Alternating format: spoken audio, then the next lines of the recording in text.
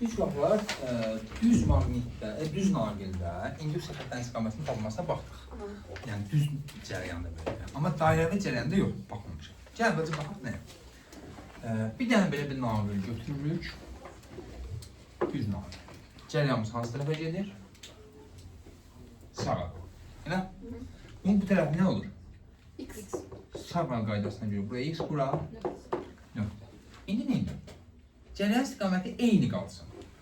Bu naqil deyilmi? Naqili belə qatlayıram, dairəvi hala gətirirəm. 2x şöyle y. Belə bir vəziyyət alıram. Cərəyan belə gedir də. Bu naqili qatladım. Buradan belə gəlir, bura müsbət, bura mənfi. İndi baxaq ki, cərəyan yox, deyəsin səhv qoyuq. Yox, düz şey. İndi cərəyanın sağı nədir? X. Solu nöqtə. Deməli, bu kontur, buna qapalı kontur şeydir, konturdur. Bu konturun ya da dairəvi cərəyan deyirik. Dairəvi cərəyanda hal-hazırda burada daxilində nətər oldu? İndüksiya xətt hara yönəldi? Oradan bize. Ya da belə deyirsən. Tutaq ki, beləsini götürürəm. Sənin bax kolba dediyin şeyə bənzəyir. Amma tabii şeydir.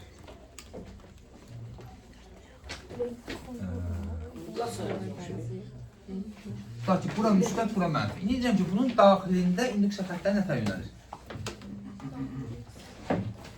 Bakın bir yer nokta olmaz. O istiqamətten sonra değişir. Gəl baxaq, cərəyan belə gedir. Elə? Belə gedir. Solu nöqtə, sağı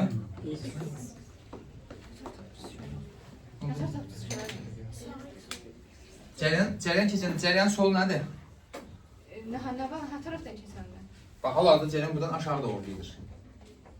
Cərəyan aşağı doğru gedir. Bu tarafı X. Bax, bu naqilin bu hissəsinə bax. Ha o tarafı nokta. Bura nədir? Nokta. Bura. X. Tamam, gəlirəm. Burada Ha bilmiyorum. nöqtə, bu tərəf x. Burada Ha və bu x-lər hamısı konturun içərisindədirmi? İndi bu bizim nəyimiz idi? Düz naqil. Elə sual qaydasını belə demişdik də, düz naqildə. Sağ ol. Üstün sual qaydası, düz naqil. Deməli deyirdik ki, 4 barmaq nəyi göstərirdi? Nəyi?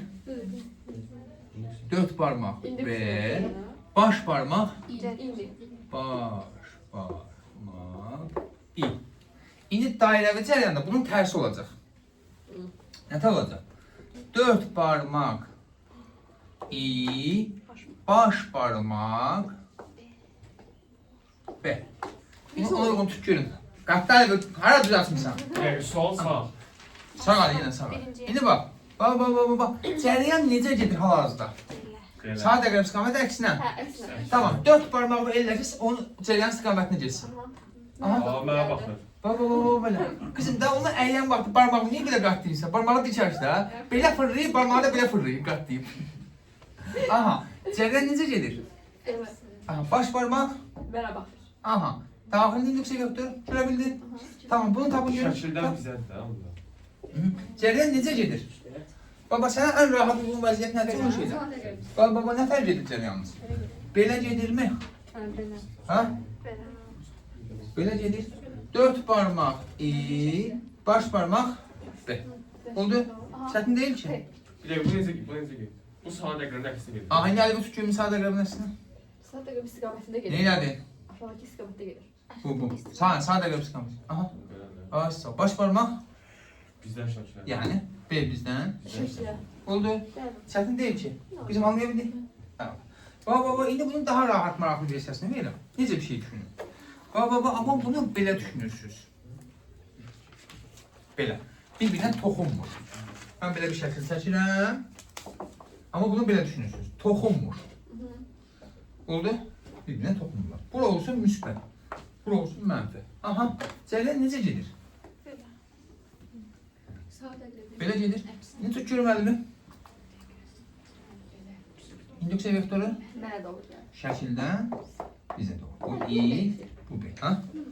Dedim fərqli olacaq eyni şey. Yox, eyni şeydir. Sən də o birisini ilə tapa bilərsən, amma sadəcə biraz sonra sağlanan sayı çox olacaq da. Hayır. Mən sadəcə belə çəkirəm.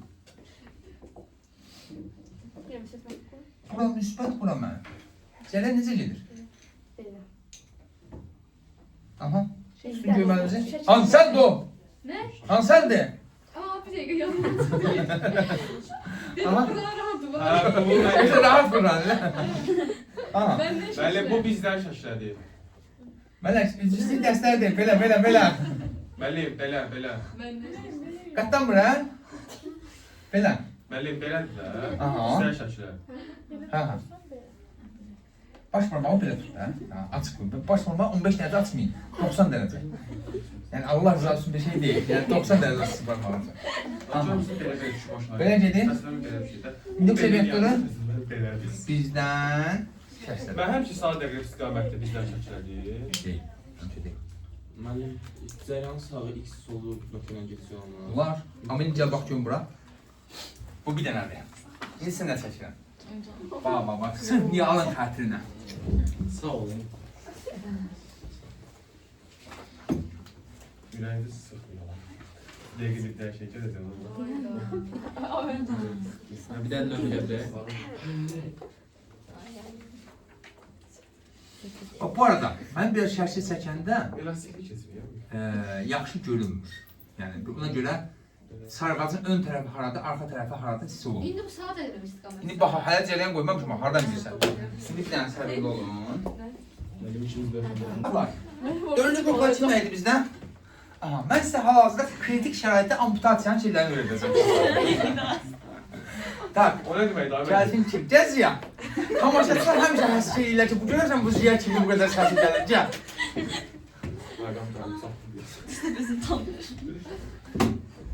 Aha, deməli, tut gəl.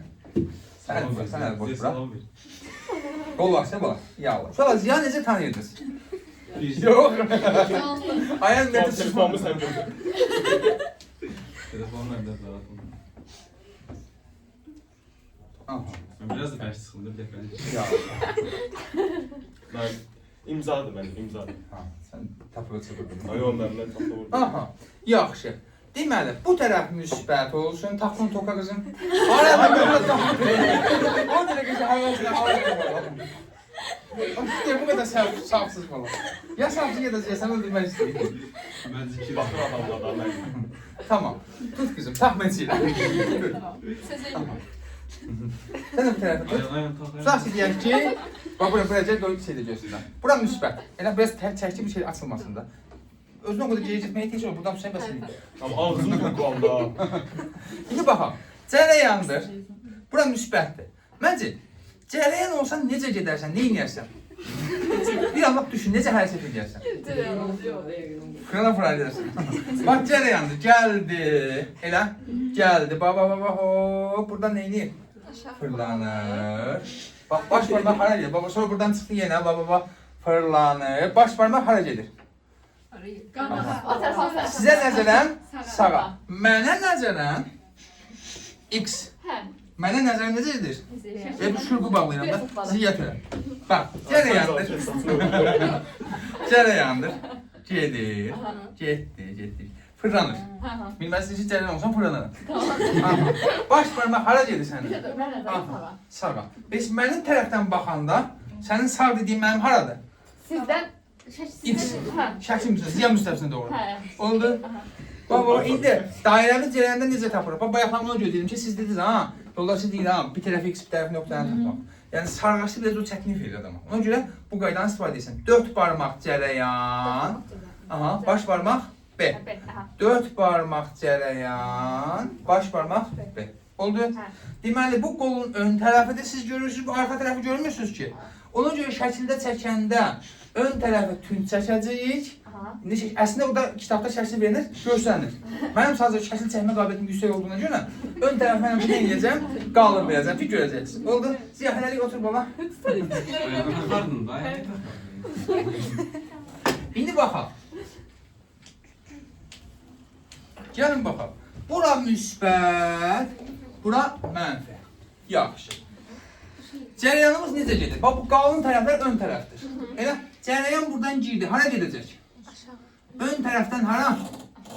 Arxa tərəfdən? Ön tərəf aşağı, arxa tərəf yuxarı. Bu şəkildə belə ön tərəfdən aşağı, axıra qədər. ön tərəfdən yuxarı, arxa tərəfdən yuxarı çıxdı, getdi. İndi əlinizi tutuncum, elə tut ki, ön tərəfdən aşağı geçsin. Aha. Çıxarıb desene, çıxar. Ön tərəfdən aşağı geçsin. Aha. Baba, dəniz tapıb babaqına. Ay yaşa. Mən bilirdim aslında. Sən dahilsən də, hə? Bəli. Lan bu ne var mı? Baba, ön tərəfdən aşağı. O da B. Ha. Baş barmaq B. Bak Dört bu barmaq belə değil. gedir axı. Bu belə gedir. Baba, belə gedir də, bax. Hop. Biz Ziyanın qolunu mən burada təsəvvür edirəm. Aha sonra. Ön tərəfdən aşağı, arxa tərəfdən yuxarı. Mən Ziyanın qolunu belə təsəvvür edirəm. Ha, gözü qalın belə təsəvvür. Mənim qolum düşdü. Ha, bu sənin qolundur, elə təsəvvür. Bu qalın tərəfdən ön tərəfdir. Görə bildiniz? Düz tut. Ay çap oldu mənə bir də. Ön tərəf haradır? Sənə nəzər ön tərəf haradır? Sən tərəf. Mən tərəf. Aha. İndi əli belə tut ki, 4 barmaq öndən aşağı geçsin. Aha, ay yaşa. Tamam, indi bu B'dir də o da. Sağa. Sağa. O orada məndən o tərəfə, ondan mən tərəfə bu yoxdur. Yox, burada harda sağa göstərən şeydə orada sən o tərəf var olmalıdır. Tamam, yoxdur. Oldu. Tuta bildiniz? Ah, ay yaşa. Aha. Gözəl. Ha, hamı görün, bir əlləri görün. Ay elə yox, belə. Gəl. Ay yaşa. Aha. Baba, bəli. İnduksiya vektoru belə. Oldu. Hara doğru yönəlir? Bax bunda fərq olacaq. İndi tələsmə. Sarğacı. Mən bir maqnit kimi təsəvvür edərsəm. Elə induksiya vektoru hardan çıxıb? Bu tərəfdən çıxıb. Bəli. Belə çıxıbsa B'miz. En doğru. Buradan da belə daxil olubsa. Elə. Bura hansı qütdür? En. Bura? Yes. S. Oldu mu? Çətin deyil ki. Və bunun içində sizə nöqtələri verə bilər uşaqlar. Tutaq ki, 1, 2, nə bilim, 3. Sarğacın içində olan hissəni, zaten burada belədir istiqamət. Bircə sahə götürəcəyik. Bərabər. Yəni hər yeri, sarğacın hissəsi hər yeri nədir? Maddi kimi. Bərabər. Amma burada bir dənə 4 nöqtəsi götürsəm, artıq biz nə deyilir? Məsafə artdıqca nə edir? Deyinə necə asılır? Tərs. 5 götürsəm, 4 daha 4, 5'ten. aha. Deməli 1, 2, 3 bərabərdir. Bunlar böyükdür 4-dən, həm o böyükdür 5-dən. Bura 6 qoysam, oradakı şeylər böyükdür 6-dan və s. Oldu? Çətin deyil ki. İndi müsbəti buradan qoyuram.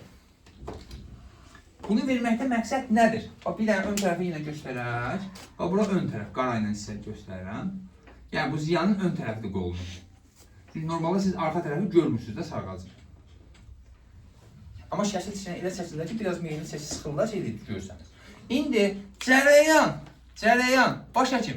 Cərəyan başlayanda hansı tərəfdən hara gedir? Aşağı. Arxa tərəfdən, ön tərəfdən? Arxa. Aha. Arxa tərəfdən aşağı, ön tərəfdən yuxarı. Elə? Arxa tərəfdən aşağı, ön tərəfdən yuxarı. Və beləcə gedir. Arxa tərəfdən aşağı, ön tərəfdən yuxarı. Aha, indi baş həkim tut görməlidir. Arxa tərəfdən aşağı, ön tərəfdən yuxarı. Oy yaşa. Tut baxım görüm. Öyle də oturub. Aha. İnduksiya vektoru yönəlir Sola. sola doğru. Amma Aha. arxa tərəfdən aşağı nədir? Aha, gəl. Aha, gəl baxın, gəl. Aha, indi əli belə tut ki, bax bu sarğacın arxa tərəfindən aşağı getsin. Bax, əli bax aşda bula baş barmağını. Aha. Aha. Arxa tərəfdən aşağı, ön tərəfdən. Ama saçı başı üşmek. Baş barmağı aç. Hə, bəli. Oldu. Onda B belədir. Belədir, bəli. İnduksiya ancaq mənfi olan yerə gedir. Deyil. Bax, ona görə vermişim onu. Deyil. Ha, burada da hər ikisinin eyni alındı, amma olmayacaq indi gözlə. Bunu başa düşdük mi? İndi bir anlıq bir dənə belə düşünək. Sarğacı belə çəkəcəm. Görüm çəkə bilirəm. Mən toplu da baxım daha verəcəm sənə.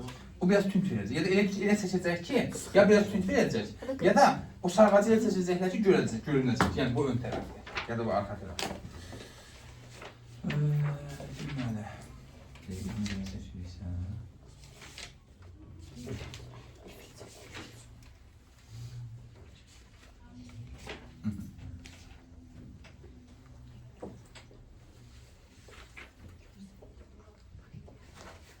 İndi bundan hardan bağlayasın?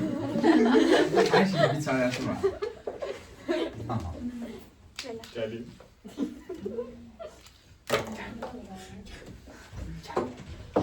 Müfəddəsin başından doğru. Yo, sen o tarafı, bunu bu tarafa bırak. Bırak, boş bırak ha onu. Sen elini ver sadece. Hər ikisi mal özü doğru. Telefonumu sənin.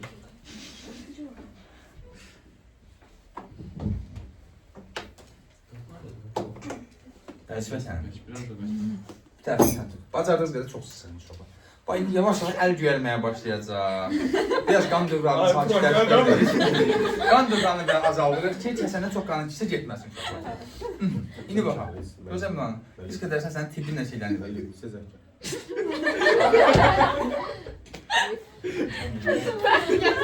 Biraz geç olacağım da.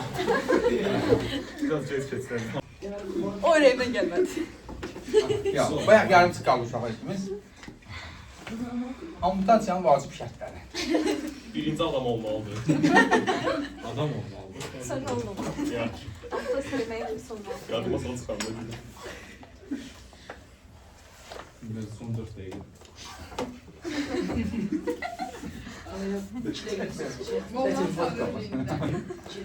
Ayaq. Ben molla alalım.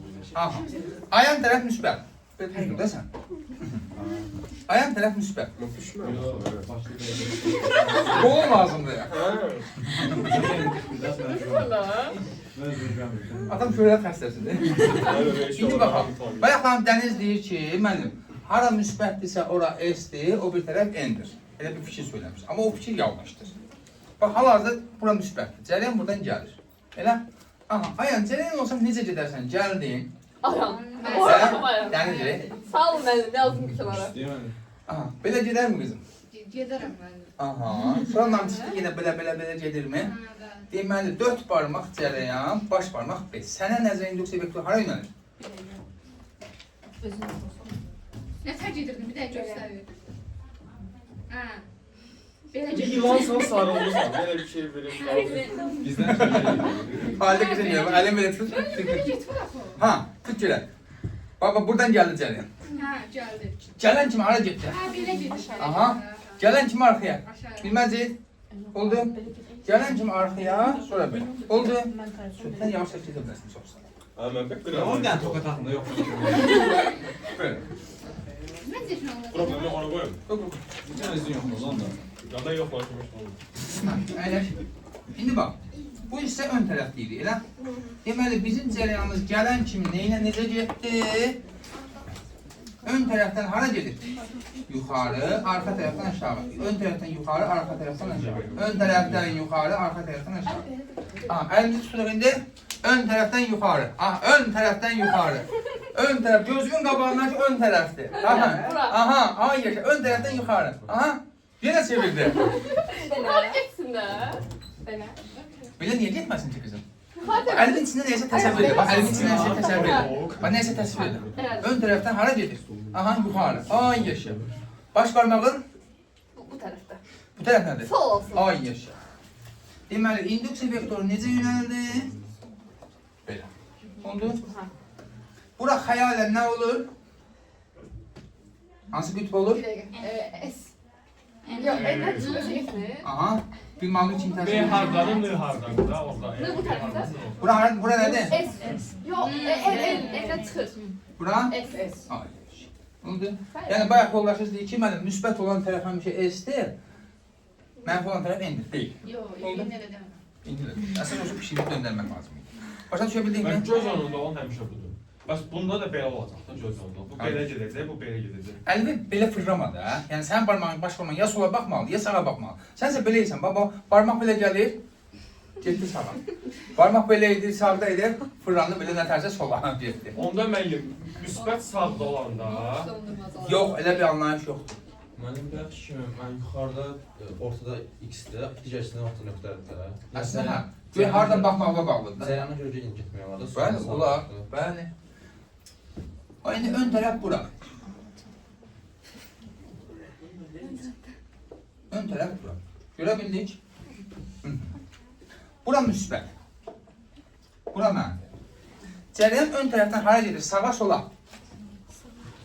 Bura müsbət. Cəryan gəldi. Hara gedir? Sağa. Arxadan. Ön tərəfdən sağa, arxadan sola. Ön tərəfdən sağa, arxadan sola getdi, çıxdı, getdi. Yuxarı. Elə? Bizdən Bütün görməlidir. İçin nöqtədə. Bizdən şərsə nədir? Ay, niyə belə əyirsən? Aha, ay, Yuxarı. ay yaşa. Bax, bax, daha rahat edilir. Ön tərəfdən hara gedir? Sağa, arxa tərəfdən sola. Sola. Aha. Ön tərəfdən sağa, arxa tərəfdən sola. Yuxarı. Bir dəfə də fırlanın. Gedir, sən söyləyin.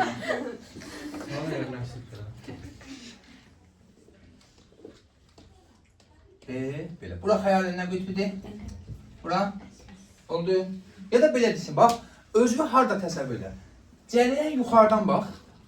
Yuxarıdan bax cərəyan nə tərcih edir? Belə. Hə. Belə fırlansın, nə edəcək bu? Çıxır, yuxarıda olur. Ha. Yüksək vektoru Yuxarı. yuxarı. Hə. Yuxarıdan baxana belə geçsəydi, aşağı. Hə. Oldu. Çətin demə. Ya da aşağıdan bax. Aşağıdan baxsan. Yuxarıya getdi. Ay geç. Oldu. Çətinmiş. Bilbər. Belə aşağıya gedir deyə biz enlənisi deyirik. Nə aşağıda o gedir? Bu xəttlər də belə aşağı. Cərəyanda o xəttlərin cərəyanı. Aha, bura. Ona görə. Ha. Biz burada sadəcə baxanda bir dənə şeyə baxırdıq. Elə ki, halqanın bir dənə sefinə. Sarğacın bir dənə şeyinə. Sarğacın. Amma indi burada eyni dənə sarğı var. Çox buldu. Oldu. Çətin deyil ki. Bunu başa düşə bildinizmi? Dairəvi cərəyanı anlaya bildikmi? Dəniz? Bəli. Hə. Ben sana soracağım. Anlatılatsın. Deməli. Yəni elektron kimdə var? Məndə 1 dəqiqə var. Hacı 40 saatdır. Demir ki, müəllim bilmirəm. Yox. Yox, məndə 2 dəqiqə, 3 dəqiqə qabağa dəqiq baxış edirəm məndə. 3 dəqiqə qabağa. Məndə 42, 43 göstərir. Neçədir? Baxdı. Mən güvən bilməzdim. Gör müəllimələr açıb. Bu müəllimələr açıb. Müəllim, mən belə bilirəm, ey müəllim. Nəyi? Qol sağlam, mən belə. Yox, bilirəm. Məndə sadəcə. Amma özüm şey oldu, özüm şey eləmə oldu. Həmişə 2-3 dəqiqə qabağa qoyuram sadə. Mən zarafat Ki, edirəm. evdən çıxandan biraz tez çıxım da. Ha? Keçin, siz versin. Get. Ben oruç tuturam. Bilmezdim. Get, orucunu aç. Hə, tamam. Mənim süspanslarda sol sağa bir yazsaq düz götürəcək də. Yox, sağ yürülü burğu qaydası deyirsən ya da sağ əl qaydası deyirsən. Hə, sol sağ demişsin. İndi baxaq, bir dənə belə bir şey verirəm.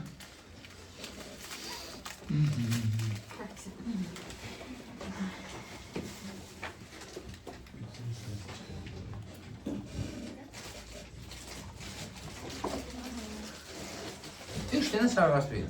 Eyni sarğaçlardır. Ehtiyatdan, deməli bura müsbət, müsbət nədir? Ön tərəf, o birisi isə arxa tərəf. Eyni sarğaçdır. Aha, halında bura müsbətdir. Cərəyan nə tərcih edir? Baxaq görün. Ön tərəfdən hara gedir?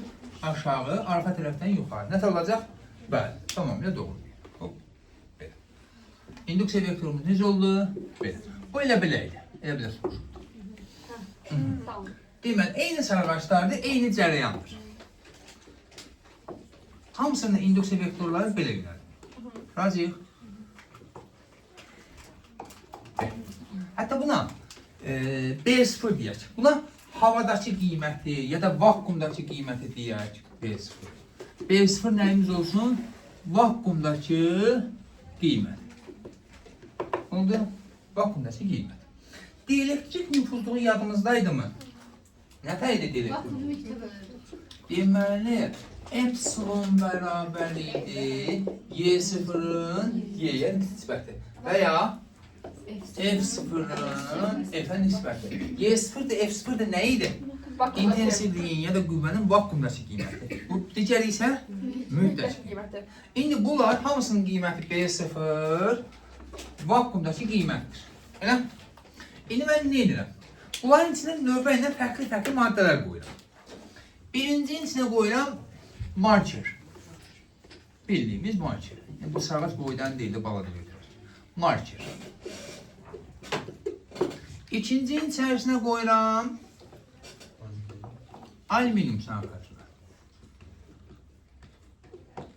Üçüncünün içine koyuram demir. Atıram özüm üçün qiymət qoyuram. Bayaqların bu B0-ın qiyməti özüm üçün bir qiymət qoyuram. 10 Tesla ilə. Nə qədər? 10 Tesla. 10 Tesla. İçərisine bu maddələri qoyandan sonra baxıram ki, birincinin qiyməti oldu nə? Açdım bizim olacaq. Allah qaldı. Baxıram ki, oldu. B burada oldu. 8. Oldu. Neynədir bu bağlı sayəsini? Zəifətdir. Zəifətdir. O birisinə baxıram ki, 10 tam, nə bilim, 0,025. Belə bir qiymət qoyuram. O birisinə qoyuram, baxıram ki,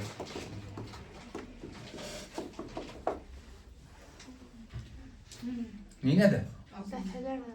Dəfələrlə artırdı. Oldu.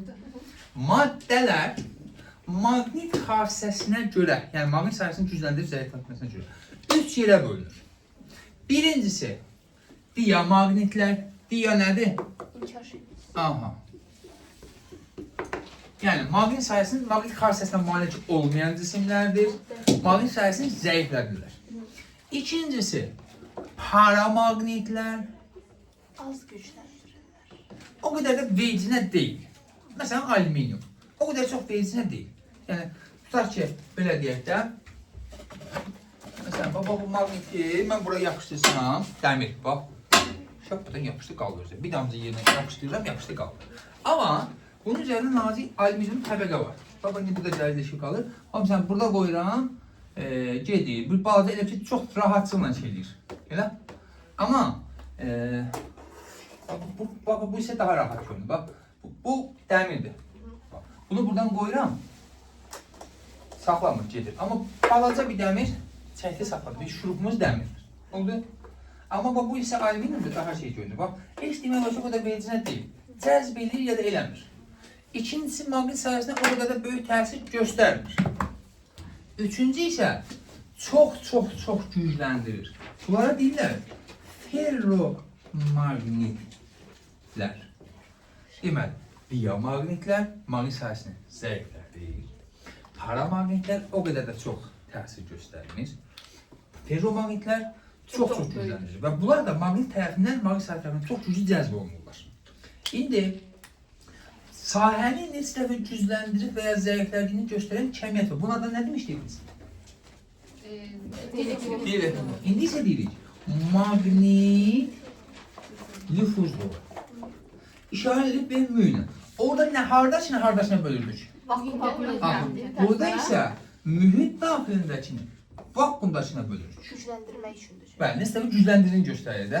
Elə? Ferromaqnitlər üçündür Aha. onda mü? Burada nə olacaq onda mü? Birdən kiçik. Birdən kiçik olur, tutaq ki, bu 10'dur, bu da 8'dir. Deməli, diamaqnitlər üçün mü birdən kiçikdir. Paramaqnit üçün, Təxmini bərabər demək olar. bəli, böyükdür, bərabərdir 1. Bunun üçün nə deyirəm? Çox Böyükdür. 1. Oldu. Hətta dəmir nikel qarşı. Məsələn, bunun maqnit nüfuzluğu neçədir? 800. Dəmir nikel qarşılığı var. 250 milligramı gücləndirir. Bu tip şeylər necə harda istifadə olunur? Yəni, harda gəlirlər bu maqnit sahəsindən? Normalda saf maqnitin maqnit sahəsi o qədər də dəhşətli güclü deyil. Yəni, insan tərəfindən yazılan maqnit sahəsi ondan qat-qat güclü ola bilər eyni ölçüdə. Məsələn, harda istifadə olunur? Filmlərdə zətdə görərsin maşın qəbristanlıqları. Elə? Orada belə bir şey var, kranlar var. Gəlir maşının belə üstünə, elə tutaq ki, bu bizim maşınımızdır, mənim həmin kran şeydir. Gəlir maşının üstünə deyəndə bir də görür maşın getdi, yapışdı. Elə? Getdi harası, getdi, gəldi, çatdı bura, biraz yaxınlaşdırıb, bıraxdı, maşın düşdü. Səbəb nədir? Onun içində nə var? Olan içində belə bir şey kimi, belə bir qutu təsəvvür edin onu. Belə bir qutu kimi təsəvvür edin, o maşın yapışdı biz sənə. Belə bir polad qutu kimi təsvir edin. Mən sizə sadələşmiş sxemini çəkim, onun içində. İçində nə var onun? Bir neçə dənə belə sarı ağaçdır. Sarı ağaçlardır. İçinə nə qoyulur? Ferromaqnit materiallar. İçliklər. Normalda bu sarğatın özünün yaratdığı, məsəl üçün cərəyan, tutaq ki, 5 Tesla ilə. İçərisinə onu ferromaqnitlərdən salıb, dəfələrlə neynədilər? Artırdılar. Bu çəkdiyim, elə ki, bizim bu hissənin yapışan hissəsidir, beləsinə görürsünüz, maşının üstünə yapışan hissədir. İndi, buna cərəyan verən kimi, bu sarğaçdan cərəyan keçən kimi, bu sarğaç nəyə çevrildi özü? Bir maqnitə çevrildi mi? Biz burada göstərmişik, bir tərəfə M, bir tərəfə S, maqnitə çevrildi. Və içinə ferromaqnit salan kimi, dəfələrlə neynədir? Artdı. Dəfələrlə artdısa, onda nə edəcək? Güclü bir maqnitə çevrilir və onun gövdəsini də elə hazırlayır ki, sərt material hazırlayır. Çünki bütün gövdə nəyə çevrilir bir yerdə? Maqnitə. Elə? Və çox rahat bir şəkildə, getdi maşını çəkdi, yapışdırdı, cərəyan var edək ki, maqnit sahəsi var. Gətirdi, lazım olan yerə çatanda cərəyan kəsdi. Cərəyan kəsən kimi nə baş verir? Maqnit xassəsi yoxa çıxdı. Maşın Oldu? Məsələn, metallurgiya zavodlarınızda da bundan istifadə edirlər. Sonra bu maqnit xassəsindən başqa harda istifadə edilir? Yeraltı qazıntılarda dəmir, metalların ayrılması prosesi var. Belə bir şey gedir.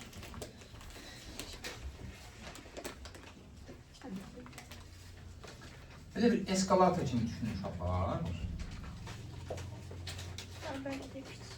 Hı? Aşağı düşüyor. Elə bir şey nədir? Bunu sadəcə nə edirlər? İki dənə eskalatorun aşağı tərəfindən yuxarı tərəf kimi düşünün. Burada tutaq ki, yer altından çıxarılan qazıntılar, torpaqsa qarşı çıxır. Tökülür bunun üstünə. Bunun üstünə tökülür, sonra daşdır, nə bilim, içəridə qarı şeydir, qazıntıdır, hamısı bir yerdə tökülür bunun üstünə. Və bunu da içərisində ilə quraşdırırlar ki, bu fırlansa da bunun içərisində sabit maqnit sahəsi var, belə düşünün, qabloru deyil. Belə bir maqnitlər var, sabit bir şeysə belə düşünün. Aha. İndi bax, gəlir, bura çatdı. Elə torpaq, maqnitlər, bunlar da hamısı maqnitlərdir. Elə maqnit sahəsi cürdür. Torpaq maqnit tərəfindən cəzb olunur. Olunur ki. Aha. Gəlir, bura çatandan sonra bu torpaq hara gedəcək? Çəkəcək. Torpaq getdi. Torpaq bu hissədə birinci mərhələdə töküldü. Sonra nə baş verir? Amma o maqnit tərəfindən cəzb olunan material, metallar ki var, burada yapışıb bunun dalınca gəlir. Özü burada güclü maqnit sahəsi var. Gəlir, bura qədər gəlir. Elə? Bundan sonrası nə olacaq ki? Onlar başqa yerdə. Hələ bu gedir. Elə? Getdiyi üçün də bu tərəfdə maqnit sahəsi yoxdur ki? Bu metallar hara tökülür? Başqa bir Fərqli bir yerdə. Fərqli bir yerdə tökülür. Ayrıldı, ilkin mərhələdə ayrıldı. Oldu. Var mı çətinlik? Hə? Var bəs təsir edən metal təkcə kubalt nikel dəmirdir, yoxsa digərini təsir edir? Var, çoxdur. Çoxdur, var. Adı məsələn, qəpiklərə də o materialını açı bilmir, ona da təsir göstərir. Bir çox material var. Mənim o çarxın üstündəki şey idi, nəsə ferromagnet kimi bir şeydi. Nədir? Xətt. O belə gedir. Yox, bu adi bir kəmərdir. Eskalator düşünün. Və sonra tökülür. Adi eskalator kimi düşün. Sadəcə onu elə qoyurlar ki, bizdə ayağımızın qabağında maneə var, bunun arxasında maneə var ki, geriyə sürüşməsin, dağılmasın. Bundan sonrasını getirsən şey deyil. Oldu? Var mı bir çətinlik? Qeyri-adi neysə var? Amper qüvvəsinə qədər deyilməyən nə var? Hər şey dedik. Bir də şürü temperatur var. Nədir şürü temperatur? Bax, ferromaqnitlərin bir xüsusiyyəti var. Çox güclü maqnit xassəsinə malikdir. Amma ferromagneti qızdırdıqca bu xassə yavaş-yavaş itir. Bax, elə bir temperatur çatır ki, o artıq ferromagnit xassəsini tamamilə itirir. Çevirir nəyə? Paramaqnitə. Yəni, bayaqdan maqniti çox istəyən bir metaldan maqniti vericini almayan bir metala çevirir, maddəyə çevirir. Amma bu kifayət qədər yüksək temperaturdur. Sərf eləmirəmsə, dəmir üçün 837 dərəcə Selsidir. Bu temperatura çürü temperaturu deyirlər. Yəni, ferromagnetin maqnit xassəsini itirdiyi temperatur nə adlanır? Ferromagnet xassəsini itirib paramagnitə çevrildiyi temperatur nə adlanır? Çürü temperaturu. Oldu? Çətindir mi? Hə? Amperə qədər nə qaldı başqa? Heç nə qalmadı ki. Əla. Keçək indi ən sevdiyim hissə. Amper qüvvəsi.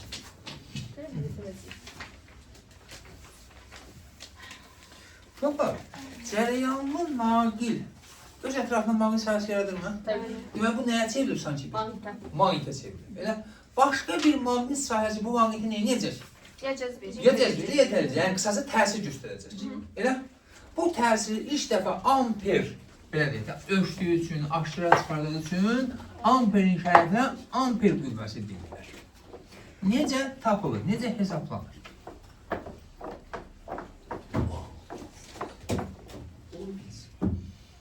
Belə bir şey götürürük. Belə bir maqnit sahəsi. Bu naqilin sahəsi deyil, ha. Bu əvvəldən var. Biz yaratmışıq. Endok siyasi B'dir. Və bura bir dənə naqil gətirirəm. Yenə deyirəm, ha. Naqilin sahəsi deyil, ha. Əvvəldən var. Yəni, burada maqnit sahəsi var idi əvvəldən. Mən bu maqniti gətirdim, bu naqili gətirdim bura. Oldu? Hətta bunu belə götürək. Bax, bir şey deyək. Belə bir naqildir.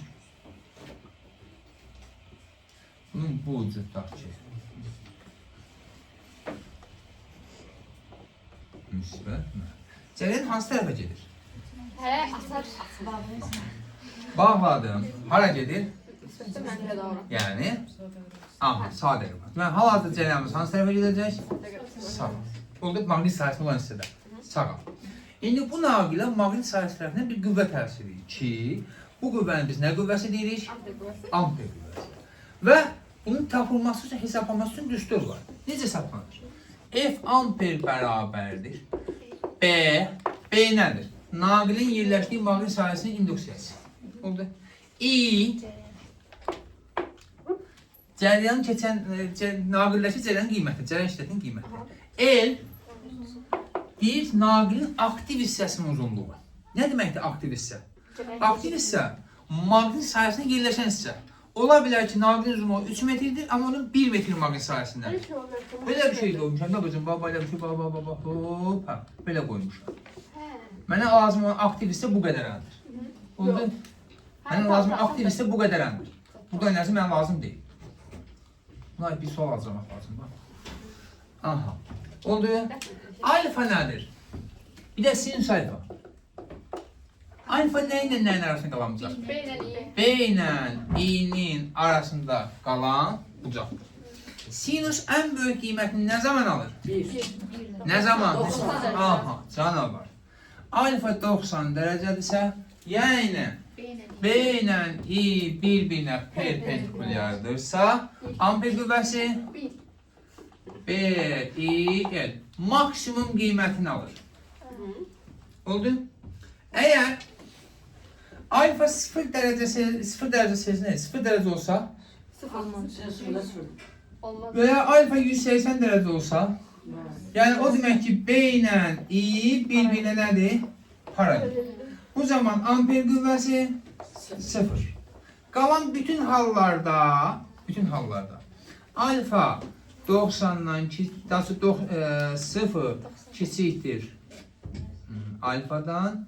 Belə deyək də, bir dənə 90'dan fərqli olaraq, 90'dan başqa bütün ayrı qiymətlərdə necə hesablayacağıq? B, I, L, sinus alfa. Bizim uşaqların bunu fərqli üsullarla yadına saxlayırlar. 1 sin alfa, nə bilim I 1 sin A deyən var. O da var. Necə sizin yadına saxlayın. Oldu. Çətin demə. Müəllim, burada niyə B heç olmasın deyildi? B əvvəldən var. Biz yaratmışıq. Yəni bu baba o bir otaqda maqnit sahəsi var, artıq müəllimlər yaradır. Biz ora baxarıq nəyə? Naqilimizə. Oldu? Onu özü yaradanın arasında deyil, asılıdır. Orada naqil varsa onun şeyinin arasında, amma bizə lazım olan o deyil. Bizə bu naqilə təsir etdiyi qüvvə lazım. Oldu? Biz sonra necə fərqləndirəcəyik? Nəyi?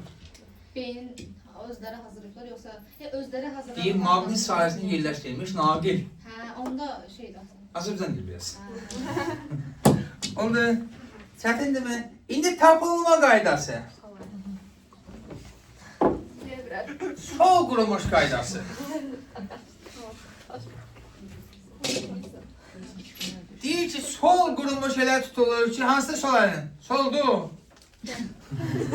Sol qurumuş elə tutulur ki, induksiya vektoru perpendikulyar olaraq ovucumuza daxil olsun.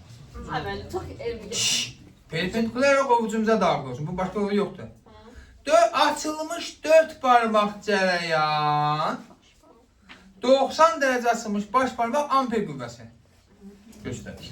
İndi baxaq, induksiya vektoru hal-hazırda hara gedir? Şəklə doğru. Bura. Hara doğru gedir?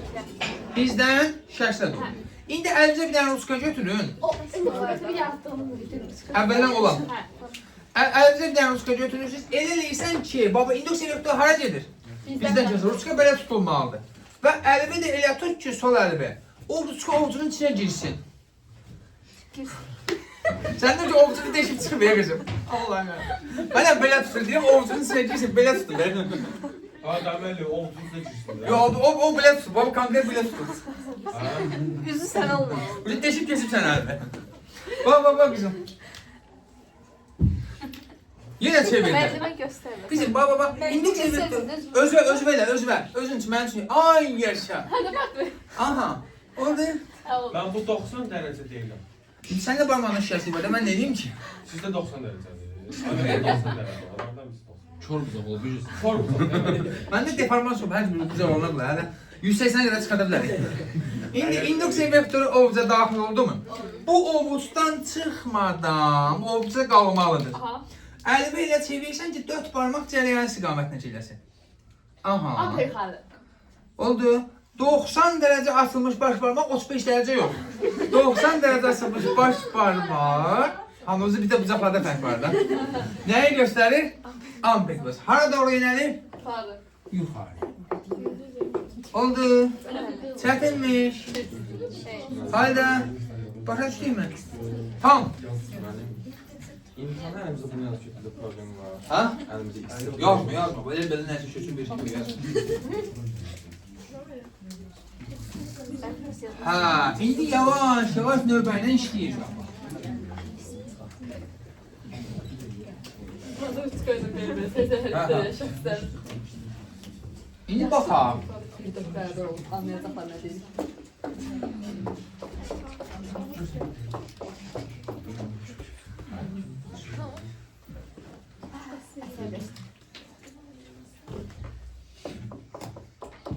Bu nə deməkdir?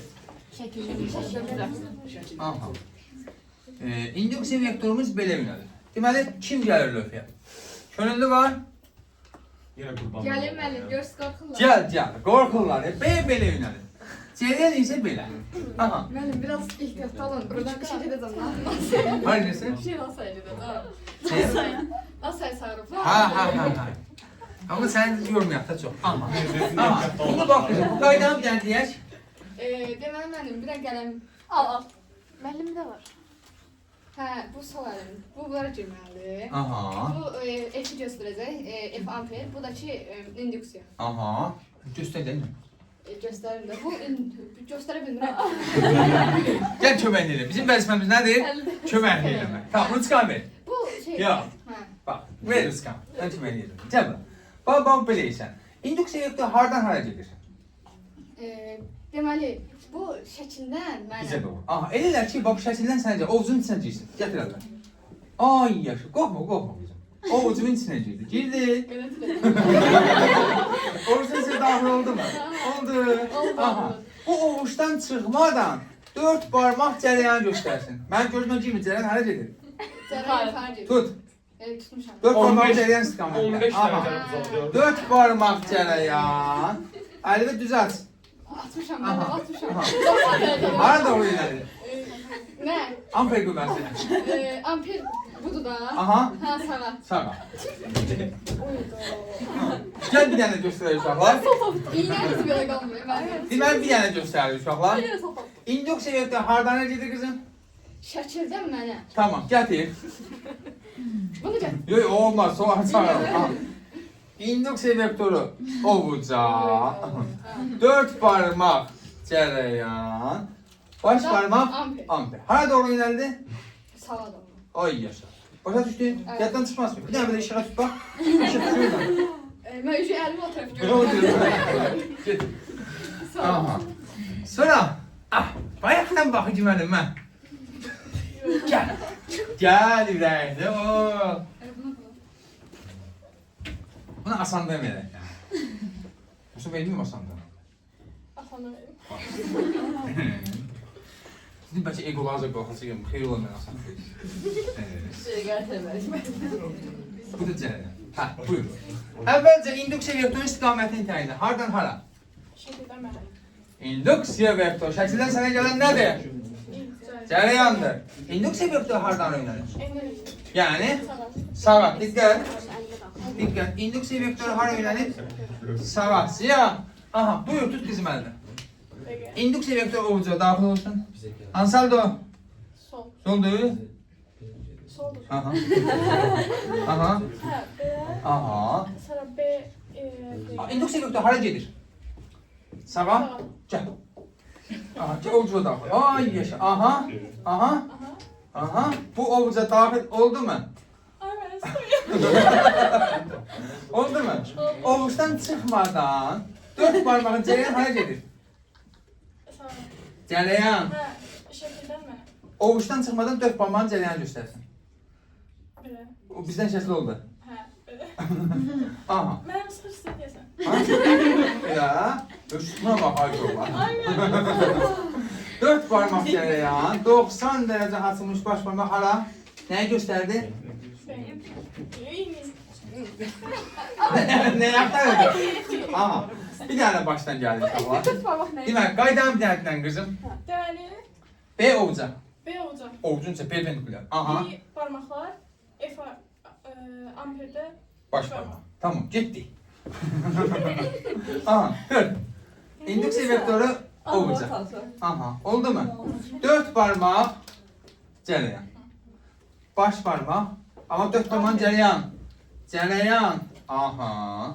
Baş parmak. Amper. Hara doğru inanır? Başa düştün mü? Ay müəllim. Çatmadı. Çek. Dur sən də. Ya özme inanır. Özme inanır. Bak bak. Eyni fədakarlığı özme diyeceğim. Bak. İndüksiya vektörü hara inanır? Yox, ay müəllim. Müəllim ucu iti ilə eləyir də müəllim. Bizə göstər. Kitabı qabağına koy da sen da. Kitabı qabağınızda diş koyun. İşleyen kitabı qabağınızda diş koyuyorsunuz. Ay sağ ol. Bak. İndüksiya vektörü ovuca. 4 parmak cereyan. Kızım ovucuma hara bu hara gedir indüksiya vektörü. Hara gedir. Elime tut da. Kızım bir de fırladı onu elime.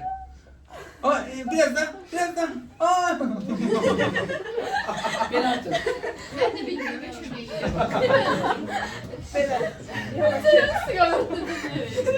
Bak. Bir Gel, hara çevir. mısınız? Bir kere. Ay sen Aha, böyle bak. Boş ver.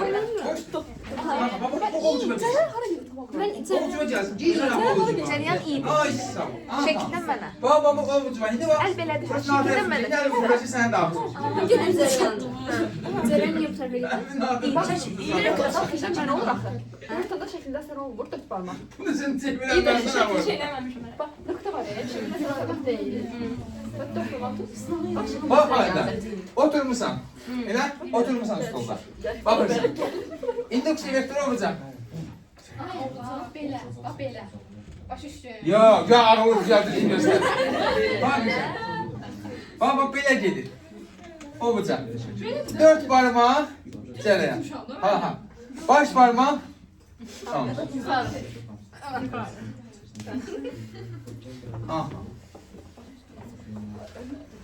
Aha, oğlanlardan kim istiyor?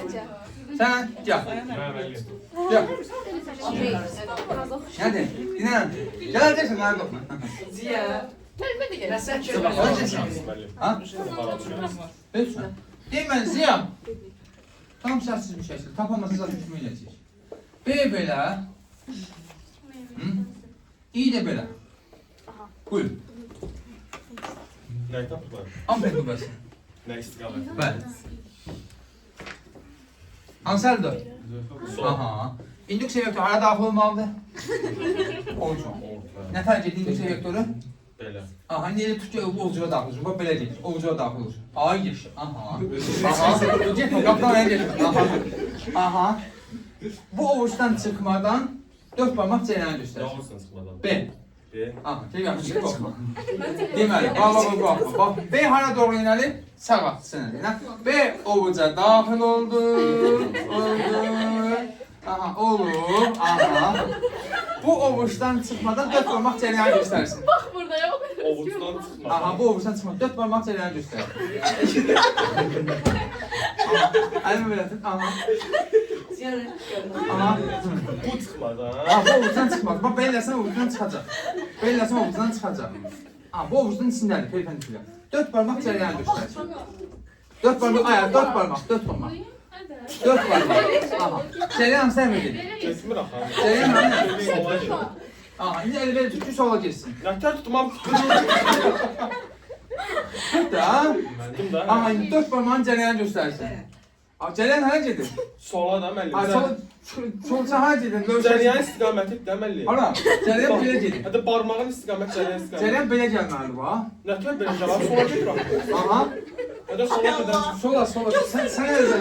Səndən bu tərəfə gəlməlidir. Çıxdı axı. Bir dəqiqə. Bir gəl müəllim burun. Müəllim burun. Aha. İnduksiya vektörü olacaq. Dövlətsə, mən pis yanmışım. Gəlsin dərsən də. Ay, mən belə yandım ki, Ha, ya, nə dərsən? Şəxsə diyor işte ben ya. burada deyər. Aha. Aha, nə də deyir, Yoxdur. Hadi deyirəm, nə bu? Niyə? Nə tutun deyəcəm. Baba o uçdan çıxmalı deyil. Bu belədir. Aha. Bir cəryan istiqaməti bu 4 barmaq Aha. deyil. Cəryan istiqaməti. Bu sağa gedirsən, bu hara, bu yuxarı getməlidir də. Cəyən hamısı tərəfədir, tamam. Burada soladır. Ha, göstərdi bu uçdan çıxmadan Cəyən sola göstər. Nata göstər. Cəryan sözdə gedir. Adi çıxmasın. Məsələn, Ziyan. Aha, Cəyən hara gedir? Əyildən, açıq tutmamaqda. Ne oldu? Hacı ya. Ulan substansı derdi. sordu. Ulan substansı derdi. 90 dərəcə. Neçə? 180. 180 derecede. 0.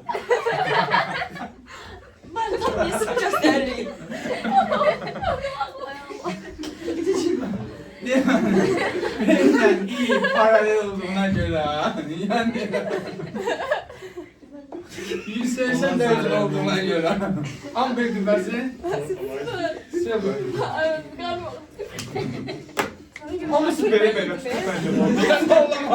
Nə deyir abi? Ben o da tutur, ben de Ben tuturam. hiç ne olsun. Fakat hamı bile gösterdi.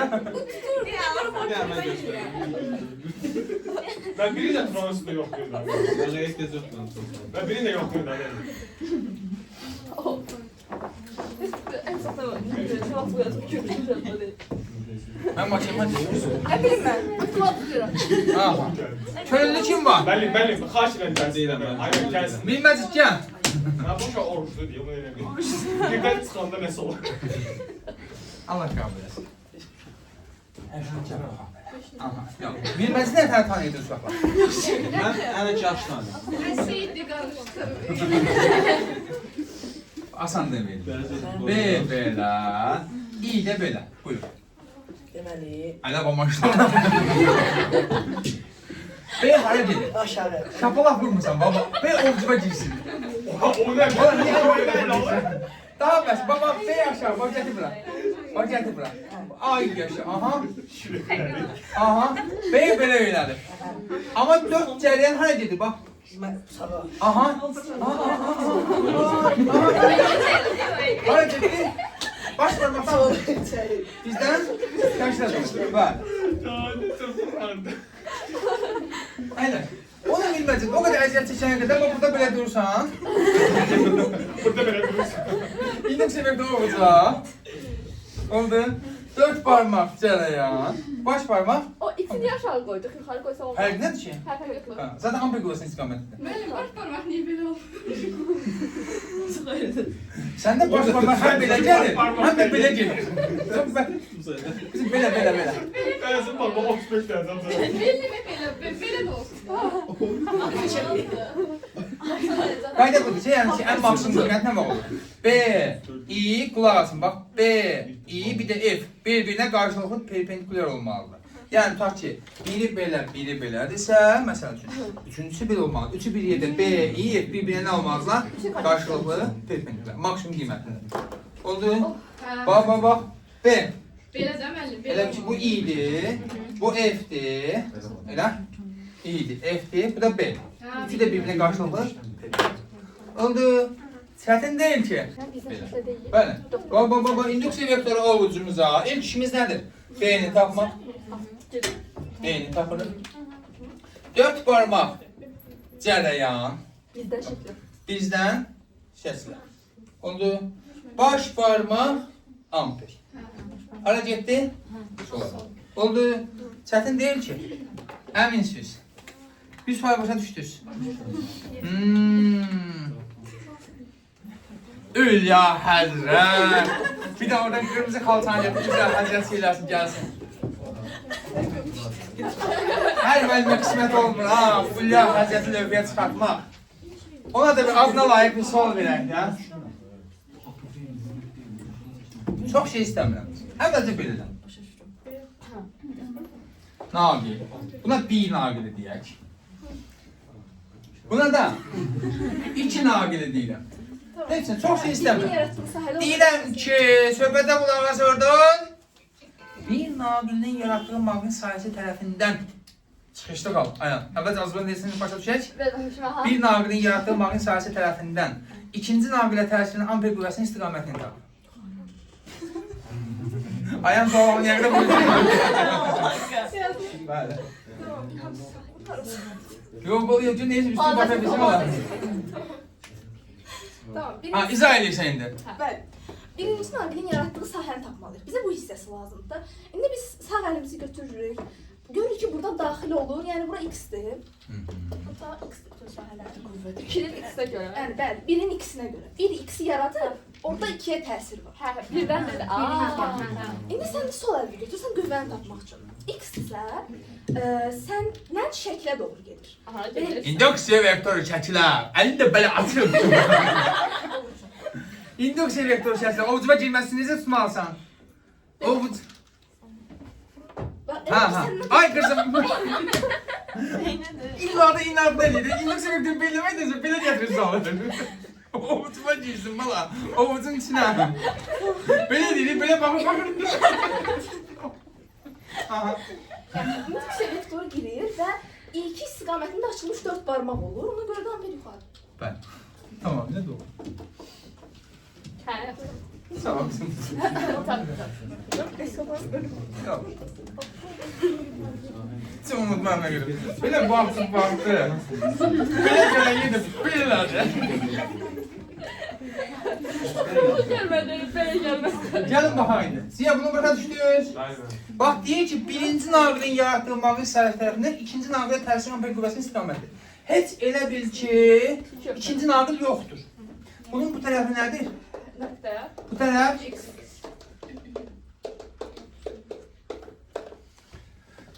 belə. Onda indi bu x-lərin içərisindən cərəyan gətirirəm ikini. Çox, birlə işin bitdi. Birin vəzifəsi nə idi? B-ni tapmaq. Çox, B belə yönəlir. Belə? Oldu? İnduksiya vektoru hara gedir? Bizdən şəkildə. Ovucumu necə tutmalıyam? Bax, ona görə işləyəndə kitabı qabağınıza dik qoyun. Kitabı belə eləyirsiniz. Elə? Belə tapandan sonra deyirsən mənəm.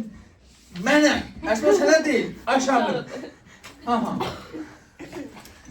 Cərəyan belə gedirmi? İnduksiya vektoru ovuca. Elə? 4 barmaq cərəyan, baş barmaq amper qüvvəsi. Kəsməz, orada nöqtə olsaydı necə olardı? İndi deyir ki, bir dənə başqa naqil var. İ3 naqili. Deyir ki, İ3 naqillə də eyni istiqamətdə cərəyan. Aha, bu. Baba, İ3 naqilinə təsirin qüvvə. Aha. Qızım, baba, gözümə girir. Qorun. Qorun. Necə qorunursan? Ay yaşa, aha. Hə, onu həmişə ona girməyə Aha, bəli, baba. Ondan Ən gözəl nöqtəni gördüm, qorunma mexanizmi. Yəni, iş təhlükəyə nə var? Belə eləmirik ki. Belə yaşa ciddi sıxıntılar var. İlk olarak budur. Aha, ovucu var. Aha. Cərəyan sağa. Amper qüvvəsi aşağı. Anladıq mı? İnduksiya vektor ovuca. Oldu. Çətinmiş. Qeyrad neysə var? Fikirməkdən yoruldum, yenəkdən, nə var? Qoy gör, hələ mələk başa düşür mü? Sadəcə tamam. Hələ çox var. Hələ bir yarım saat var.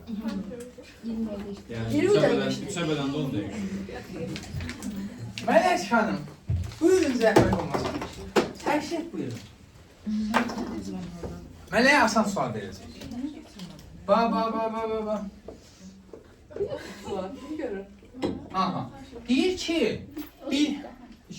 birinci naqilin yaratdığı maqil sahəsi tərəfindən ikinci naqilə təsirin amper qüvvəsinin istiqaməti. Birinci əvvəlcə baxıncan ki, heç iki yoxdur. İkini sonradan getiririk. Birin harası nədir? X-dir, nöqtədir. Bunun sağı buradır. Bura x var. Cərəyanın sağı. Əli tutuyum, sağ əlindən tutuyum. Sağ əlindən tutuyum. Aha. Baş barmaq cərəyan. Aha. Bu tərəf nədir? İkinci cərəyandır. Bilmirəm, mən də ona baxıram. Aşağı çəkək. Onu da bilə bilmirəm. Demək, bura nöqtələrdir, bura x-dir. Ay. Bura nöqtələrdir. Bura x-lər, bura nöqtələr. Kimin nöqtələri? Birinci, ikincinin. Birincinin yaratdığı sahə. Həmin sahəyə mən nə gətirirəm? İkinci naqili gətirirəm. Aha, buyur qızım. İndi artıq qüvvə. Aha. Aha.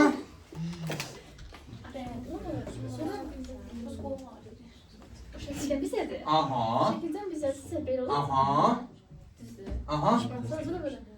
Bəli. Hansı tərəfə? Bəli. Hansı qüvvəsi belə. Əyləş. İndi bax. Bu x-in nöqtəsini başa düşdükmü? Ziyan. Anladıq mı? 100%. Elə bir ikinci naqil yox idi. Birinci naqilin bu tərəfi nə idi? X, bu tərəfi nöqtə. Bu naqil elə bir naqil sayəsində yerləşib ki, induksiya xəttləri hara gedir? Şəkildən bizə doğru. İlk öncə işimiz nədir? Müdafiə mexanizmi şəkildən mənə gəlir.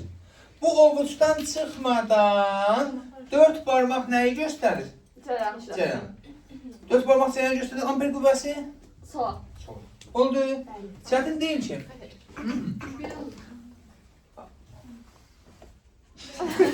Gördün bağır. Ha? Bir anda fırladın o belə. Nə Ne? tər gözəl gedir. Ben de rahat fırlanırdım. 270 derece kadar fırlanırdım. Rahatım. Ben de illerin deformasiyası. Yaxşı, deyirəm ki...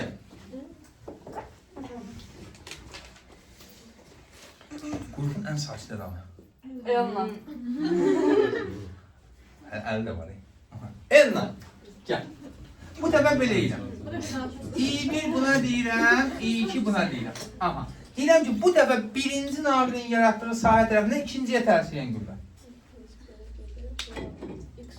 Gözəl. Aha. Buralar x-lər. Əla. Aha. Aha. Bəli. Tamamilə doğru. Öyləş. Başa düşdün nədir? Ay, hələ yaşamağa sağlayın.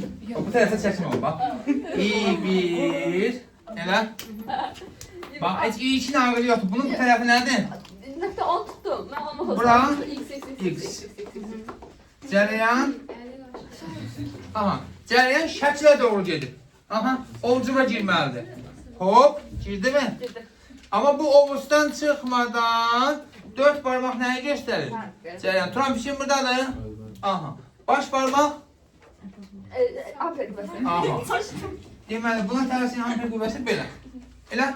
Heç buna tərsin amper qüvvəsi hansı tərəfə idi? Qayda biraz da kesmişəm. Bəli. Naqillərdəki cərəyanlar eyni istiqamətdə olan əməllər bir-birini neyidilər? Cəzb edirdilər. Bu biri, tutarsın, bu da ikizi. Elə? Buna tərsin qüvvə belə, buna tərsin qüvvə bu belə. Hansı qüvvəymiş bu yazıb? Amper qüvvəsi. Oldu. İndi gəlin bir dənə əks istiqamətdə olana baxaq. Bundan yana zülm seçildi. Hətta bu deyil, yəni bunu tapmaq üçün də.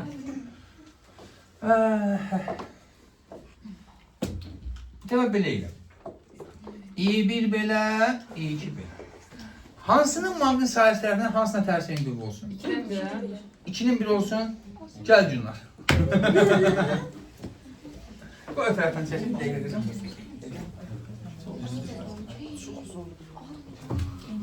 İ2, İ1. Buyur. Harmasa bak öldürmək istəyən. Aha. Aha. 2'nin 1'e. 2 aşağıdakıdır. Hara? Yuxarı. Hə, indi izah elə biz də başa düşək. Deməli, bunun sağı x-dir, ikini Aha. belə etdiyimiz üçün. Əlimizə cəryan belə tuturuq, yuxarı doğru gedir. Bəli. Tam olaraq başa düşdük mü? Hə. Evet, deməli mən burada özümü öldürürəm, meymunluq edirəm, siz də burada şey seçirsiniz. Elə?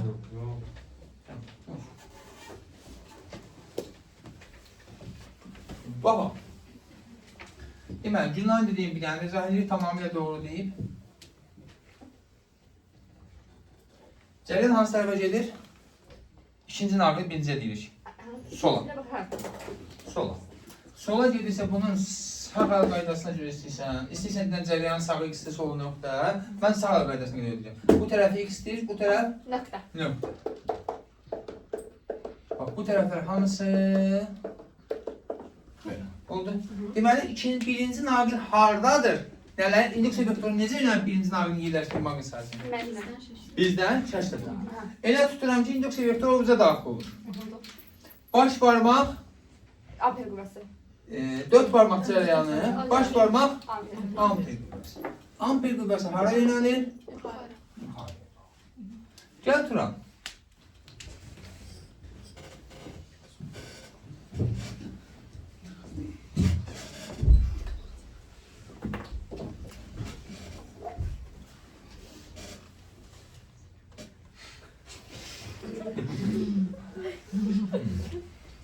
Ben videoda tam intikama ağda baxışını görəmərəm.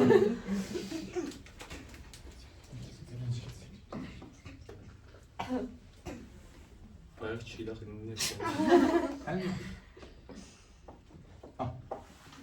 Buyur. Yəni siz burada bir şey yazırsınız, sən bunları bilirsiniz. Böyük amper qüvvəsini tapın. Sən hatta təsir edirsiniz.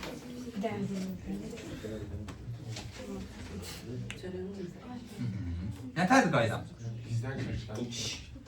İnduksiya vektoru hara yönəlir? Bizim o bayaqsı çıxanı.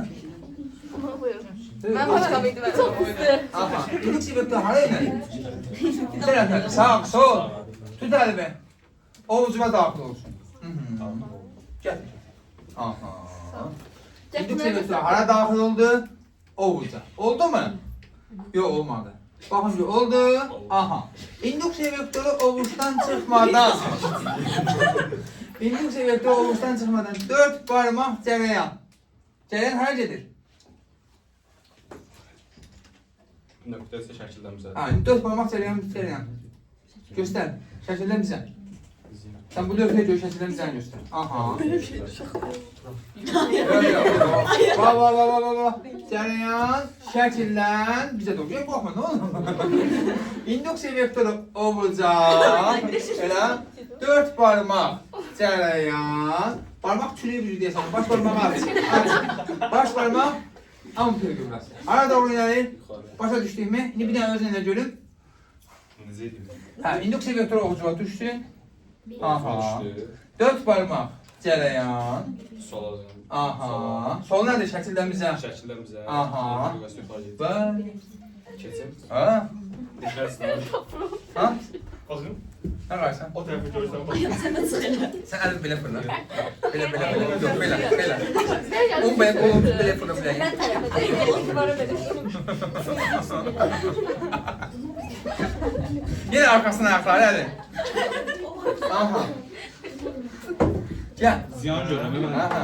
Gəl. Məndən sorulmazsa qazi rəisi. Gəl. Mən burada şey eləyirəm, biz öyle. Burada şey səsiniz. Sən Gəl. şu yan mətləndə. Gəl. Nəsə ki, Yanımda mən taxırım. Taxırım. Sizə sahəyə taxılır.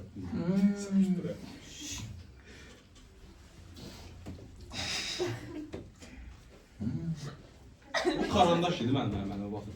Nə idi qızım bu? Mexaniki karandaş mən. Ad da var. Sağ ol mən mexanik karandaşıyım. Sən də şey. Sən şeysən.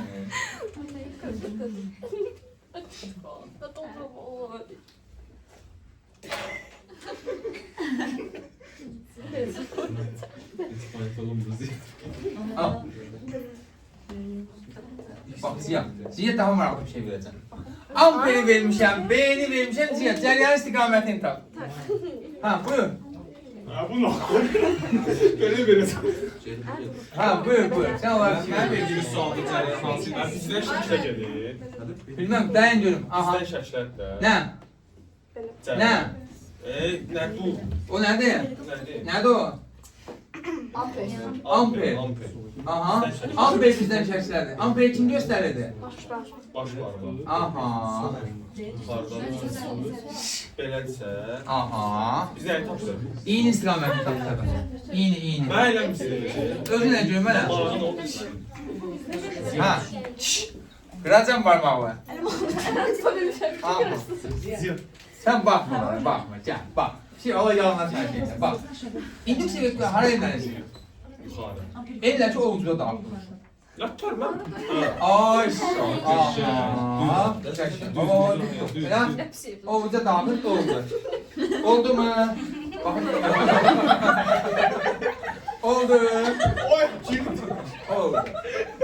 Ha, bu ovuçdan çıxmadan. Bu ovuçdan çıxmadan. Baş parmaq amper göstərsin. Buyur.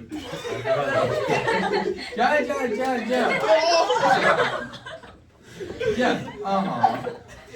Baş parmaq amper. Baş parmaq hara gedir? Amper haradır? Bak, amper hara yönəlir? Yox, burada hara yönəlir? Bizdən şəkil. Baş parmağın bizdən şəsə göstərsin. Aha. 4 parmaqda cərəyan. Yəni, bir durub qaya cərəyan hara gedir? Belə. Ha, vəssalam. Gələn təbii hamıdan soruşacağım. Xüsusilə ekskluziv olaraq Ziyandan Turandan. Bir adama 5 dənə nümunəmiz var ən aşağı. Hələ bizim. O adam ola bilər bir soruşur, sizdən 5 dənə. Özüm karar sana. Əlimi qırmaq lazım. Bak bir dənə ışığa tutduğum nə var deyə. Əlim salam. Abi buna kimindir bu? Yaşa bir şey sağ ol. Lazım. Yoruldum ben. Bir de kenarda. Bir daha bu sualı mən bunun üstünə çıxardım da bir daha. Buyur. Vurum. Ha. Bye bye. İndi baxaq. Biz amper qüvvəsini dedik. Tapılma qaydasını tapdıq. Bəzi nümunələr əlimizlə göstərdik, bəziləri çəkiş olmadan itirdik. Amma indi baxaq ki, amper qüvvəsi harda tətbiq olunur? Amper qüvvəsinin tətbiqləri. Buna da bir başına yazaq ki, amper qüvvəsinin ya da maqnit sayəsinin cəryanlı çərçivəyə təsiri. Cəryanlı çərçivə nədir? Bir dənə belə bir şey düşünün uşaqlar, bildiyiniz çərçivə.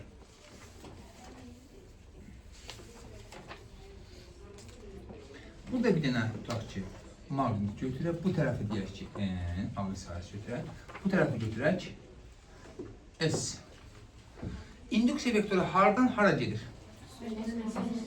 Bu tərəfdən N-dən S-ə, bizdən baxanda şəklən bizdə sağa doğru. Bu qütblərdən hansısa birinin fərqi yoxdur. Buna deyək müsbət, buna deyək mənfi. Tərsini də deyə bilərik. Heç bir şeyi fərq eləmir. İndi gəlin baxaq görün. Bunları adlandıraq nöqtələri A, B, C, D. Gəlin baxaq görün. AB hissəsində naqildəki cərəyan hara gedir? AB-də. Hara gedir? Yuxarı. Buradan belə gəlir cərəyanımız. Müsbətdən mənfi. AB hissəsində hara gedir? Yuxarıya. Gəlin buna təsir edən amper qüvvəsini tapaq. Aha, nətər olacaq? İnduksiya vektoru ovuca, tükürməni. Hansı əlləşsən? Sol. Aha. İnduksiya vektoru ovuca, ovucuna daxil olmur. Oğuzdan çıxır. Ovuca daxil olsun. Olsun. Sağa doğru gedir. Ya induksiya vektoru... Ha? Yoksa bakma o bir. İnduksiya amper qüvvəsinin tapılma qaydası. İnduksiya vektoru ovuca, 4 parmaq cərəyan, baş parmaq amper. Əli bir düz tut. Demek bizde şekle bakırız. Böyle bir şekilde. Şəklə baxsan da burada, burada belə baxsan. Ona göre bizde X varsa bizden daxil olmaz. İnduksiya vektoru hara yönəlir? İndüksiyonun burada hayır öyle olsun şöyle böyle. İnduksiya vektoru hara yönəlir qızım? Neresi? Tut əli belə ki, ovucuma girsin. Aha. Ovucumuza daxil oldu mu? 4 parmaq cərəyan, baş parmaq amper. Deməli, cərəyanlı çərçivənin bu AB hissəsinə təsiri amper qüvvəsi hara doğrudur? Bizdən şəkilə doğru. Yəni bu nə deməkdir? Bax, bu çərçivəmizdirsə bizim, bu bizim çərçivəmizdir. Buna təsiri amper qüvvəsi belə yönəlir. Bax, mənə tərəf. Oradan siz baxırsınız, mənə tərəf. Oldu? Bu şəkildə yönəlir. Oldu mu? İndi baxaq BC hissəsinə. BC-də nə baş verir? BC hissəsinə cərəyan necə gedir? Belə gedir. İnduksiya xəttləri nətər yönəlir? Sağa. Bu halda təsir amper qüvvəsi 0. F amper 0. Bu hissəni başa düşdük mü? Yaxşı. CD-də qızım sən hansı tərəfə yönələcək cərəyan? Cərəyan? Hə, cərəyan aşağı. Aşağıya doğru. Aha, indi amper qüvvəsini tap qızım. Hə, niyə görə? İnduksiya vektoru yenə ovucumuza elə 4 parmaq cərəyan, baş parmaq amper qüvvəsi. Görə bildim hamı? Amper qüvvəsi. şəkildən bizə var. İndi baxın, bax, bu düşünün ki, bax, cəryanlı çərçivə dediyimiz şey nədir? Bax, bunu bir dənə bir çərçivə kimi düşünək. Bax, bu qüvvələrdən biri hansı tərəfə yönəlir? Belə, yəni bu qüvvə. Bizdən şəkildə doğru. İkincisi, belə. Bu qüvvələr cismi necə fırladar? Fırladarmı? Nətər fırladar? Aha. Bayaq ki, düşün ki, qüvvənin biri belə yönəlib, belə. Bu qüvvə zaten belə fırlamaya çalışır mı? İkinci qüvvə nətər yönəlir? Şəkildən bizə doğru. Elə? Bu qüvvə belə təsir, ikinci qüvvə belə. Bu çərçivəni neynəyəcək? Fırladacaq. Elə? Bəs yaxşı, fırlandı çərçivə. Bu vəziyyətə gələndə nətər olacaq? Bax, artıq bu AB hissəsi bura qaldı, bura oldu. CD hissəsi bura oldu. Bunda bunlara təsirin qüvvə nətər olacaq? Elə ki, çərçivəni parçalamağa çalışacaqsan, elə ki, ayırmağa. Elə? Bunu yarım dövrdə ki, 4də 1 dövrdə olsa fırladı mı? Amma indi neyirlər? Bundan bir dənəsini yox. Çoxu sayda qoyurlar bu çərçivələrdə. Özə nətər qoyurlar? Bax, düşün ki, bax, düşün ki, birini belə qoyanda, ikincisini belə qoyurlar. Amma mən indi belə şeydir, altdan su çəkimir, sizə düşünün də siz. Birini məsəl üçün belə qoyurlar, birini belə qoyurlar, çoxlu sayda qoyurlar. Nə baş verir onda? Bilməli, əvvəlcə buna təsir edir, fırladı, sonra buna təsir edir, fırlayır yenə. Daim olaraq bu çərçivədən çoxlu düşünsəz, cəmaat olaraq nə edir? Fırladır. Deməli, maqnit sahəsi cərəyanlı çərçivəyə təsir edərək fırladır. Nə edir? Maqnit sahəsi cərəyanlı çərçivəyə təsir edərək onu fırladır. Harada tətbiq olunur? Bizim istifadə edədiyimiz cihazlardan voltmetr. İş prinsipi maqnit sahəsinin cərəyanlı çərçivəyə təsirinə əsaslanır. Ampermetr. İş prinsipi yenə maqnit sahəsinin cərəyanlı çərçivəyə təsirinə əsaslanır. Sonra elm adını belə deyirlər, ucadan danışan. El arasında siz buna nə deyirsiniz? Kolonka. El arasında ayan deyirlər. O ucadan danışan deyil, o cihilləyərək danışandır. Ucadan danışan el arasında kolonka. Bunların iş prinsipi, maqnit sahəsinin cərəyanlı çərçivəyə təsirinə əsaslanır. Təkcə bunlar deyil. Sonra elektrik mühərriki önəmli olur. Elektrik mühərriki. Kimsə deyir ki, ay mənim, var bir qüvvəsi mənim nəyimə lazımdır. Evimizdə tokla, doğru dilə belə deyək, işləyən nə varsa, elektrik cərəyanında işləyən nə varsa və həmin cihaz fırlana bilən bir şeydirsə, fırlanırsa, onun iş prinsipi amper qüvvəsinə əsaslanır. Məsəl üçün nə? Paltar yuyan barabanı, ventilyator, Mikrobalqa. fenin aşağısında fənlər fırlanmır. Yəni, fırlana bilən nə mikser şeyi deyilsin, nə qarşısında, nə mikser nədir? Fırlana bilən nə varsa elektrik cərəyanından işləyən, hamısının iş prinsipi nəyə əsaslanır? Amper qüvvəsinə. Oldu mu? Var mı çətinlik? Qeyri-adi bir şey var? Yaxşı. Bir dənə belə bir şey var uşaqlar. Bunu biz daha çox elektromanyetik induksiya mövzusunu istəyəcəyik. Amma buradan aid iki dənə düstur sualı var. Maqnit seli. Maqnit seli nədir? Belə bir dənə qapalı kontur götürürük. Bax, belə bir kontur, qapalı kontur dediyim şey nədir? Budur. Qapalı kontur. Düşün ki, aşağıdan yuxarıya belə induksiya xəttləri qalxır. Yuxarı yönəlir, çoxlu sayda. Düşünün ki, bu onun içərisində yəni onlara perpendikular yerləşdirmişəm. Ya da müəyyən bir bucaqla yerləşdirmişəm. Oldu. İndi deyir ki, bax, məsəl üçün, hətta belə bir şey deyirəm, belə bir bucaqla deyirəm. İnduksiya, bax, bura bir dənə səthinə perpendikulyar qaldırıram bunun. Çərçivənin səthinə perpendikulyar qaldırıram. Buna N deyirik, adına deyəcək səthin normalı. Nə deyəcək? Səthin normalı. Səthə qaldırmış perpendikulyar. Və buradan induksiya xəttlərimiz gəlir belə. Belə induksiya xəttlər müəyyən bir bucaq altındadır. Bax, induksiya xəttləri buradan gəldi, belə çərçivənin içindən keçir. Biz baxırıq nəyə? Bu induksiya xətti ilə beynin arasında qalan bucaq. Alfa bucağı deyək. Oldu? Səthin normalı ilə B arasında qalan. Səthin normalı ilə B arasında qalan bucaq. Buradan keçən maqnit selinin necə? Bax, maqnit seli nədir? Deyir, maqnit seli, diqqətlə qulaq asırıq. Maqnit seli nədir? Qapalı konturdan keçən induksiya xəttlərinin miqdarı. Nədir? Qapalı konturdan keçən induksiya xəttlərinin miqdarı. Elə bil ki, bu bizim qapalı konturumuzdur. Tutaq ki, bunu qızım belə tutun bir dənə bir nəfər, belə açılmasın. Amma yuxarıdan biraz tutun ki, kameraya da düşsün. İnduksiya xəttlərinin miqdarı.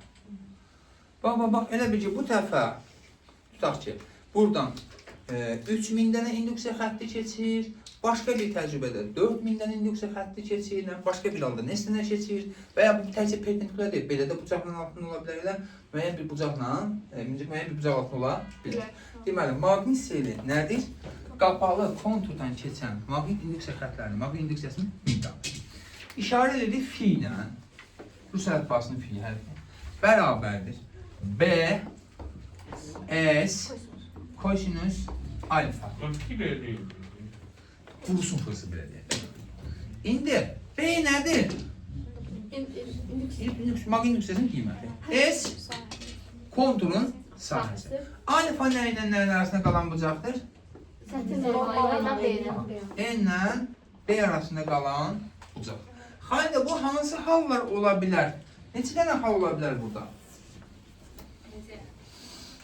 Bu arada uşaqlar, vahidi nədir? Bir də onu deyib, sonra keçək necə yansın. Vahid nə deyirlər? V1 bərabərdir. Balaca nə oldu bilirsiniz? Səthə qaldırılmış perpendikulyar. Səthi normal. Nəyə bərabər olar? B nədir? Metr kvadratı. B nədir? İnduksiya. Qiymət vahidi? S nədir? Vahidi? Deməli, V1 bərabərdir. Tesla vuraq, metrin kvadratı. Oldu mu? Bu deyil. V1. Yazmışım. V1. Biraz vurğu, biraz şey koyayım. Bırakmışsa vurğu var. Yok, çağırdılar. Aha. İndi hansı hallar ola bilər? Bu səthə qaldırılmış perpendikulyar. İndi induksiya xəttləri səthə perpendikulyar qalxır.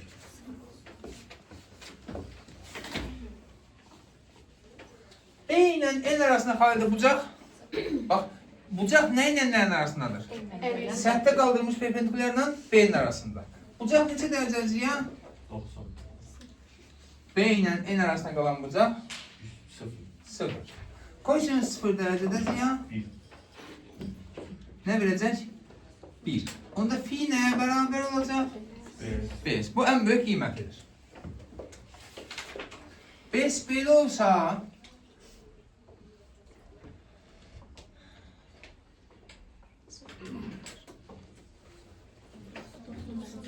90 dərəcə. Bu bizə nədir? Çərçivə belə yönəlib. Bax, bu bizim perpendikulyarımızdır. İnduksiya xəttləri belə gedir. Bunun içində maqnit induksiya xəttləri keçir? Keçir? Keçir. Keçməyən induksiyanın qiyməti nə qədər var? 0.